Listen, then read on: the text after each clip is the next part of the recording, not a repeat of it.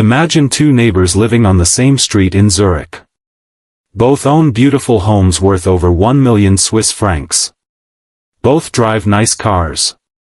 Both take vacations every year. To everyone around them, they look equally wealthy. But here's the surprising part. If you took away the value of their homes today, one would still be a millionaire, while the other would have less than 100,000 francs left. From the outside, they look exactly the same. Financially, they're living completely different lives. And that's the hidden truth about wealth in Switzerland that almost nobody talks about. When people hear that Switzerland has one of the highest numbers of millionaires in the world, they imagine luxury watches, private banks, and endless stacks of cash. But the real question isn't how many Swiss people are millionaires? It's how many are still millionaires without counting the house they live in? Because that answer tells us something far more important about real financial freedom. Let's find out. Our brains naturally judge wealth by what we can see. A large house. A new Tesla. Designer clothes. A beautiful neighborhood. These things are visible. Investment accounts aren't. Neither are retirement portfolios.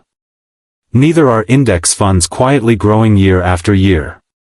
Psychologists call this the availability bias. We assume visible things represent the whole story because they're easier to notice. That's why so many people believe anyone living in an expensive Swiss home must be rich.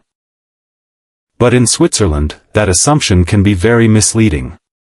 Property prices have risen dramatically over the years. Many homeowners now live in homes worth well over 1 million francs. That sounds impressive. But owning an expensive home doesn't automatically mean you're financially independent. A house is an asset. But it's also the place you live. Unless you sell it, rent part of it out, or borrow against it, it doesn't pay your grocery bill next month. That's where the misunderstanding begins. Let's imagine two people. Mark and Sarah. Mark owns a home worth 1.6 million francs. His remaining mortgage is 900,000 francs. He has around 80,000 francs invested and very little savings outside his pension. On paper, his net worth looks impressive. Friends think he's a millionaire. But if his house isn't included, he isn't even close. Now meet Sarah. She lives in a modest apartment. Instead of buying the biggest home she could afford, she consistently invested part of her income for 15 years. She owns diversified investments, retirement savings, and cash reserves worth over 1 million francs. She doesn't own an expensive house. But she owns something much more powerful. Assets that continue working whether she's sleeping or awake. Who's actually wealthier? Most people would immediately point to Mark. Because the brain loves visible success. But Sarah has something Mark doesn't. Financial flexibility. If Sarah stopped working for a year, her investments could continue supporting her future. Mark's expensive house cannot easily replace his paycheck. This is why financial experts often separate home equity from investable wealth. Not because homes have no value. They absolutely do. But because financial independence depends more on assets that can produce income than assets that simply sit there. Think of it this way. Owning a beautiful house is like owning an expensive piano. It's valuable. It may even increase in price. But unless it earns money, it doesn't help pay your monthly expenses. Investments are different. They're more like employees quietly working for you every single day. Switzerland consistently ranks among the countries with the highest number of millionaires per adult. That headline sounds incredible. But there's an important detail. Many of those millionaire calculations include every asset someone owns. That means investments, savings, business ownership, retirement assets. And yes, home equity. Once you remove the value tied up in someone's primary residence, the number becomes much smaller. Suddenly, many people who appeared wealthy are simply homeowners living in an expensive property market. That's not a criticism. It's just reality.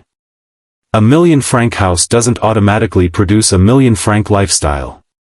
Many homeowners still have mortgages, property taxes, maintenance costs, insurance, renovation expenses. The house may become more valuable over time, but it can also consume a large part of monthly income. Meanwhile, someone quietly investing every month may eventually build a portfolio that creates genuine financial freedom. And almost nobody notices. Because portfolios don't impress the neighbors. Luxury homes do. Here's something fascinating. People often buy things that make them look wealthy, instead of buying assets that actually make them wealthy. Why? Because our brains crave social approval. Humans naturally compare themselves with others. We notice bigger houses, nicer cars, better neighborhoods. Very few people compare retirement accounts. Nobody posts screenshots of decades of disciplined investing on social media. Real wealth is surprisingly boring. It grows slowly. It compounds quietly. It doesn't need attention. Imagine planting 2 trees. One grows bright flowers almost immediately. Everyone admires it. The other spends years growing deep roots underground. At first, it doesn't look impressive. But decades later, it's the tree that survives every storm. Investing works the same way. The strongest financial foundations are often invisible. So what should you actually learn from this? First, don't compare your financial life to someone's house. You don't know what's behind the front door. Second, focus on building assets that produce future freedom. Consistent investing. Growing retirement savings. Building an emergency fund. Developing skills that increase your earning power. Third, measure wealth differently. Instead of asking, "How expensive is my lifestyle?" ask, "How long could my investments support me if my paycheck stopped tomorrow?" That's a much more powerful question. Because financial freedom isn't about looking rich. It's about needing less stress when life becomes uncertain. Finally, remember that home ownership can absolutely be part of a healthy financial plan. For many people, it's an excellent long-term asset. The key is simply understanding the difference between living in wealth and owning wealth that works for you. So, how many Swiss are millionaires without counting their home? Fewer than most people imagine. And that's exactly why this question matters. It reminds us that appearances can be incredibly misleading. The goal isn't to own the most expensive house on the street. The goal is to build a financial life that gives you choices. Choices to retire earlier. Choices to spend more time with family. Choices to handle unexpected challenges without constant financial pressure. Because in the end, the richest person isn't always the one living in the biggest house. It's often the person whose money keeps working, even when they don't.